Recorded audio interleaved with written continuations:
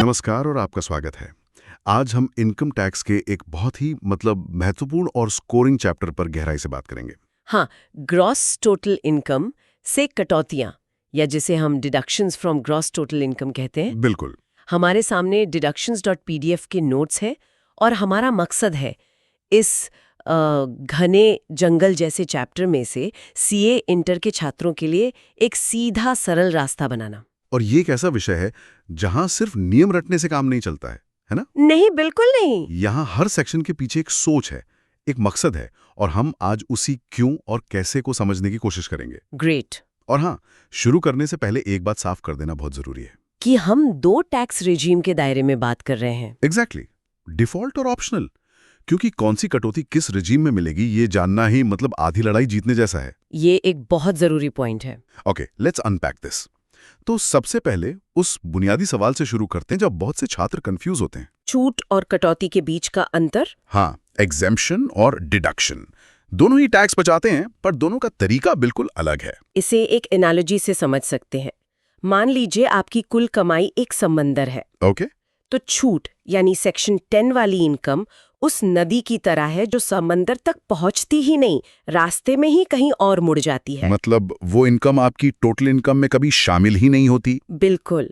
और कटौती जो चैप्टर 6A में है, वो उस पानी की तरह है जो पहले समंदर में मिलता है और फिर उसमें से कुछ पानी भाप बनकर उड़ जाता है। परफेक्ट। यानी ये इनकम पहले आपकी ग्रॉस टोटल इनकम यानी जीटीआई का हिस्सा बनती है और फिर उसमें से घटाई जाती है। और ये छोटा सा फर्क एक एमसीक्यू का सवाल बन सकता है। बिल्कुल। तब जब मैदान साफ है तो खेल के नियम समझ लेते हैं। चैप्टर 6A के भी कुछ मास्टर रूल्स हैं। हाँ, इन्हें हम इस चैप्टर का संविधान कह सकते हैं। सेक्शन 80A, 80AB और 80AC। तो सेक्शन 80A ये बहुत सीधा है। ये कहता है कि आपकी कुल कटौती आपकी ग्रॉस टोटल इनकम से ज्यादा नहीं हो सकती। मतलब आप कटौतियों के जरिए अपनी इनकम को नेगेटिव दिखाकर लॉस क्लेम नहीं कर सकते। सही। सरकार कहती है हम आपकी इनकम पर टैक्स नहीं लेंगे, पर हम आपको पैसे वापस भी नहीं देंगे। सीधा और सरल नियम। और 80AB? 80AB थोड़ा टेक्निकल है। ये कहता है कि जब आप किसी खास आय से जुड़ी कटौती क्लेम कर रहे हैं, जैसे रॉयल्टी इनकम पे, तो कटौती की राशि उस आय से ज्यादा नहीं हो सकती जो आपकी जीटीआई में शामिल है। हाँ, मतलब जितनी चादर है उतने ही पैर पसार सकते हैं। और फिर आता है वो नियम जो परीक्षा में अक्सर छात्रों को फंसाता है, सेक्शन 80AC। बिल्कुल, इसे तो स्टार मार्क कर लेना चाहिए। ये एक कंडीशनल क्लॉज है, मतलब एक शर्त है। हाँ, अगर आपको बिजनेस से जुड़ी कुछ खास कटौतियां जैसे 80IA या सबसे महत्वपूर्ण 80JJAA का फायदा लेना है, तो आपको अपनी income tax return ITR due date तक फाइल करनी ही होगी। एक दिन की भी देरी हुई और ये कटौती आपके हाथ से निकल जाएगी। ICI का ये पसंदीदा MCQ पॉइंट है हमेशा से। तो ये तो हो गए नियम। अब उस सेक्शन पर आते हैं जिसे शायद भारत का हर टैक्स पेयर जानता है, सेक्शन 80C। हाँ, टैक्स बचाने का सबसे लोकप्रिय दरवाजा है तो, लेकिन इस दरवाजे के अंदर कई छोटे छोटे कमरे हैं, जैसे जीवन बीमा प्रीमियम, PPF, 5 साल की टैक्स सेवर FD, बच्चों की ट्यूशन फीस। लिस्ट काफी लंबी है। लेकिन यहाँ जीवन बीमा प्रीमियम को लेकर एक पेज है जिसमें छात्र अक्सर फंस जाते हैं।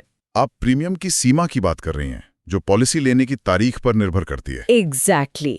अगर पॉलिसी 1 अप्रैल 2012 से पहले की है, तो आप सम अश्योर्ड का 20% तक प्रीमियम क्लेम कर सकती हैं। और अगर उसके बाद की है तो ये सीमा घटकर 10% रह जाती है। अच्छा। और एक और बात, अगर पॉलिसी 1 अप्रैल 2013 के बाद किसी विकलांग व्यक्ति के लिए है, तो सीमा 15% है। तो परीक्षा में सवाल में बस एक तारीख बदलने से पूरा जवाब गलत हो सकता है। बिल्कुल।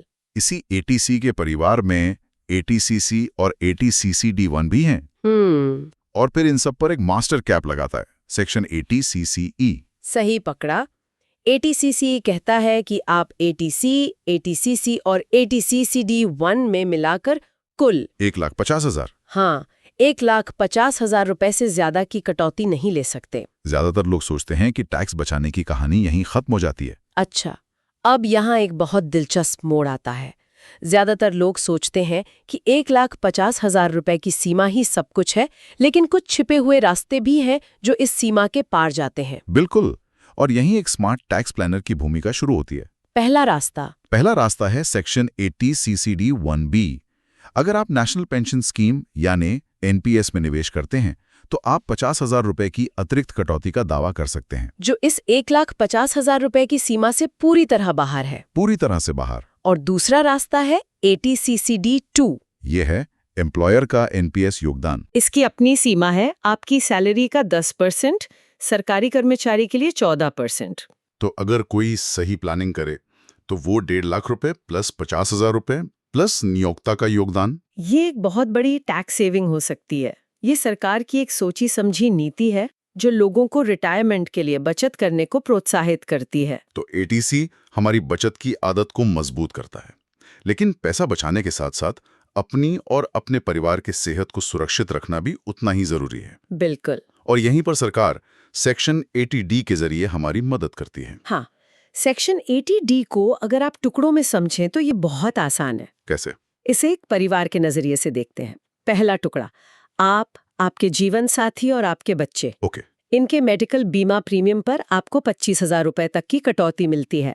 और अगर कोई सीनियर सिटीजन है तो यही सीमा बढ़कर 50,000 रुपए हो जाती है। और दूसरा टुकड़ा माता पिता के लिए है, जो इससे अलग है। बिल्कुल, माता पिता के लिए आपको 25,000 रुपए की एक और एडिशनल लिमिट मिलती है। और अगर वे सीनियर सिटीजन हैं तो ये सीमा भी 50,000 रुपए हो जाएगी। हाँ, तो सोचिए एक व्यक्ति जो अपने परिवार और अपने सीनियर सिटीजन माता पिता दोनों के लिए बीमा लेता है, वो कुल मिलाकर 1 लाख रुपए तक की कटौती का दावा कर सकता है। और इसमें एक छोटी सी राहत और भी है, प्रिवेंटिव हेल्थ चेकअप के लिए 5,000 रुपए। हाँ, और खास बात यह है कि इसका भुगतान कैश में भी किया जा सकता है। ये एक इम्पोर्टेंट एक्सेप्शन है। बहुत इम्पोर्टेंट, क्योंकि बाकी सभी प्रीमियम का भुगतान कैश के अलावा किसी भी मोड से होना चाहिए। राइट। और यहाँ एक और सहानुभूतिपूर्ण प्रावधान है। अगर आपके माता पिता बहुत वरिष्ठ नागरिक है और उनका कोई बीमा नहीं है तो उनके मेडिकल खर्चों पर भी कटौती मिल सकती है। हाँ, 50,000 रुपए तक की। ये दिखाता है कि कानून सिर्फ नियमों का एक सेट नहीं है, बल्कि उसमें मानवीय पहलू भी है। तो 80D हमें स्वस्थ रहने में मदद करता है, लेकिन क्या होगा अगर परिवार में कोई सदस्य किसी स्थायी विकलांगता से जूझ रहा हो? इसके लिए कानून का नजरिया बहुत अलग और ज्यादा सहानुभूतिपूर्ण है, जो हमें सेक्शन 80DD और 80U में देखने को मिलता है। इनमें अक्सर भ्रम होता है। यहाँ एक बहुत दिलचस्प अंतर है और वो है दृष्टिकोण का। अच्छा। 80DD उस व्यक्ति के लिए है जो किसी विकलांग आश्रित डिपेंडेंट की देखभाल कर रहा है। ये कटौती उस देखभाल करने वाले को मिलती है। और 80U? जबकि 80U उस व्यक्ति को मिलती है जो स्वयं विकलांग है। और दोनों में सबसे खास बात यह है कि ये एक फ्लैट कटौती है, आपको खर्च के बिल नहीं दिखाने पड़ते। बिल्कुल, सरकार का मानना है कि इस तरह की परेशानी को पैसों में नहीं तौला जा सकता, इसलिए एक फिक्स्ड अमाउंट दे दिया। हाँ, सामान्य विकलांगता के लिए 75,000 रुपए और गंभीर विकलांगता 80% या अधिक के लिए 1,25,000 रुपए की एक मुश्त कटौती दी जाती है, चाहे आपका वास्तविक खर्च कुछ भी हो। हाँ, ये प्रक्रिया को सरल और सम्मानजनक बनाता है। चलिए अब उन कटौतियों की बात करते हैं जो जीवन के बड़े लक्ष्यों से जुड़ी हैं, जैसे पढ़ाई, घर और आजकल एक इलेक्ट्रिक गाड़ी। हाँ, ये कटौतियां युवा पीढ़ी की आकांक्षाओं को दर्शाती हैं। Section 80E education loan. हाँ, उच्च शिक्षा के लिए लिए गए लोन के ब्याज पर कटौती देता है। इसकी कोई ऊपरी सीमा नहीं है, जितना भी ब्याज आप देते हैं उसकी कटौती मिलती है और ये 8 साल तक मिलती है। फिर आता है घर खरीदने का सपना और सेक्शन 80EEA। ये सेक्शन 24B के तहत मिलने वाली 2 लाख रुपए की कटौती के अलावा एक अतिरिक्त लाभ है। पर इसकी कुछ शर्तें भी हैं। हाँ, और ये शर्तें MCQ के लिए बहुत ज़रूरी हैं। ये किफ़ायती आवास, अफोर्डेबल हाउसिंग को बढ़ावा देने के लिए था। जैसे लोन एक खास पीरियड में लिया गया हो। बिल्कुल, लोन 1 अप्रैल 2019 से 31 मार्च 2022 के बीच लिया गया हो और घर की स्टैम्प ड्यूटी वैल्यू 45 लाख से ज्यादा ना हो। ये तारीखें और राशि याद रखना बहुत महत्वपूर्ण है। बहुत। और इसी तरह की शर्तों के साथ इलेक्ट्रिक वाहनों के लिए 80EEB भी है। ये समझना दिलचस्प है कि सरकार टैक्स कोड का इस्तेमाल लोगों के व्यवहार को बदलने के लिए कैसे करती है। अच्छा, कैसे? 80EEB सिर्फ एक कटौती नहीं है, ये EV अपनाने को बढ़ावा देने का एक तरीका है। इसके तहत 1 अप्रैल 2019 से 31 मार्च 2023 के बीच लिए गए लोन के ब्याज पर 1.5 लाख रुपए तक की कटौती। हाँ, 1.5 लाख तक की। अब बात करते हैं दान यानी डोनेशन की। Section 80G। जो अपनी 4 श्रेणियों और सीमाओं के साथ अक्सर छात्रों को उलझा देता है। इसे सरल बनाते हैं। इसे 2 ग्रुप में बांट सकते हैं। Group A. यहाँ कोई क्वालिफाइंग लिमिट नहीं है। ओके। इसमें कुछ दान पर 100% कटौती मिलती है, जैसे नेशनल डिफेंस फंड, और कुछ पर 50%, जैसे prime minister's drought relief fund. और ग्रुप बी? ग्रुप बी में क्वालिफाइंग लिमिट लागू होती है, जो आपकी एडजस्टेड टोटल इनकम का 10% होती है। इस लिमिट के अंदर कुछ दान पर 100% और कुछ पर 50% कटौती मिलती है। और एक नियम जो अक्सर लोग भूल जाते हैं, कैश डोनेशन की सीमा। हाँ, 2000 रुपए से ज्यादा का नकद दान अमान्य है। मतलब चेक या ऑनलाइन ही करना पड़ेगा? बिल्कुल, सरकार चाहती है कि लेन देन बैंकिंग चैनलों के माध्यम से हो, ताकि पारदर्शिता बनी रहे। अच्छा, और उन लोगों का क्या जो किराए पर रहते हैं लेकिन उन्हें HRA नहीं मिलता? जैसे कि स्वरोजगार वाले लोग या छोटे शहरों में काम करने वाले। हाँ, क्या उनके लिए कोई राहत है? उनके लिए ही सेक्शन 80GG बनाया गया है। यह निष्पक्षता सुनिश्चित करता है। इसमें कटौती कैसे मिलती है? इसमें 3 राशियों में से जो सबसे कम हो उसकी कटौती मिलती है। कौन सी 3 राशियां? एक, 5000 रुपए प्रति माह, मतलब 60,000 रुपए सालाना। 2, आपकी कुल आय का 25%। और तीसरा? और 3, आपके द्वारा भुगतान किया गया किराया माइनस आपकी कुल आय का 10%। ये परीक्षा में एक क्लासिक प्रैक्टिकल सवाल बनता है। हमेशा। अब कुछ ऐसी कटौतियों पर आते हैं जो सीधे बिजनेस आय से जुड़ी हैं। इनमें सबसे महत्वपूर्ण है सेक्शन 80JAA। ये थोड़ा जटिल लगता है, पर इसके पीछे का मकसद बहुत साफ है। क्या? सवाल ये है कि सरकार नए रोजगार को कैसे प्रोत्साहित करती है। और इसका जवाब है सेक्शन 80JJA। हाँ, ये सिर्फ एक टैक्स ब्रेक नहीं है, ये सरकार का एक सीधा नीतिगत हथियार है जिससे फॉर्मल एम्प्लॉयमेंट को बढ़ावा दिया जा सके। और ये उन व्यवसायों पर लागू होता है जिनका टैक्स ऑडिट होता है ना? बिल्कुल। इसमें बिजनेस द्वारा नए कर्मचारियों को दी गई एडिशनल एम्प्लॉय कॉस्ट का 30% 3 साल तक कटौती के रूप में मिलता है। लेकिन शर्तें कड़ी हैं। बहुत। कर्मचारी का वेतन 25,000 रुपए प्रति माह से ज्यादा न हो, वो RPF में भाग ले। RPF मतलब रिकॉग्नाइज्ड प्रोविडेंट फंड। हाँ, और साल में कम से कम 240 दिन काम करे। कपड़ा और जूता उद्योग के लिए ये सीमा 150 दिन है। और RPF में भाग लेने की शर्त क्यों? यही तो इस सेक्शन की आत्मा है। इस शर्त से सरकार ये सुनिश्चित करती है कि रोजगार सिर्फ पैदा न हो, बल्कि फॉर्मल सेक्टर में पैदा हो, जहां कर्मचारी को सामाजिक सुरक्षा का लाभ मिले। बिल्कुल। और सबसे खास बात यह है कि ये कटौती डिफॉल्ट रिजीम में भी उपलब्ध है, जो इसे और भी महत्वपूर्ण बनाती है। बहुत ज्यादा। ये तो आम लोगों के लिए ठीक है, लेकिन सीनियर सिटीजन्स तो अपनी जमा पूंजी के ब्याज पर बहुत ज्यादा निर्भर करते हैं। क्या कानून उनके लिए कोई विशेष रियायत देता है? बिल्कुल, कानून इस बात को समझता है। इसी के लिए 2 अलग-अलग सेक्शन है। अच्छा। 80TTA और 80TTB। इनमें क्या फर्क है? 80TTA सीनियर सिटीजन्स को छोड़कर बाकी सबके लिए है। इसमें सिर्फ सेविंग्स अकाउंट के ब्याज पर 10,000 रुपए तक की कटौती मिलती है। सिर्फ सेविंग्स अकाउंट? हाँ, और 80TTB सिर्फ सीनियर सिटीजन्स के लिए है। और ये उनके लिए एक बहुत बड़ी राहत है। बिल्कुल। इसमें न सिर्फ सेविंग्स अकाउंट बल्कि फिक्स्ड डिपॉजिट मतलब FD का ब्याज भी शामिल किया गया है, और सीमा भी बढ़ाकर 50,000 कर दी गई है। ये अंतर याद रखना बहुत जरूरी है। परीक्षा के लिए तो बहुत ही ज्यादा। आखिर में एक ऐसी कटौती पर बात करते हैं जो चैप्टर VI का हिस्सा नहीं है, लेकिन उतनी ही महत्वपूर्ण है। Section 10A। हाँ, जो SEZ यूनिट्स के लिए है। अगर हम इसे बड़ी तस्वीर से जोड़कर देखें तो ये सेक्शन भारत की निर्यात नीति का एक अहम हिस्सा है। स्पेशल इकोनॉमिक जोन्स को प्रोत्साहन करने के लिए। हाँ। इसका कैलकुलेशन कैसे होता है? इसका एक सीधा फॉर्मूला है, यूनिट का निर्यात टर्नओवर डिवाइडेड बाय यूनिट का कुल टर्नओवर, और इस पूरे को मल्टीप्लाई करना है यूनिट के लाभ से। इससे निर्यात लाभ मिलता है।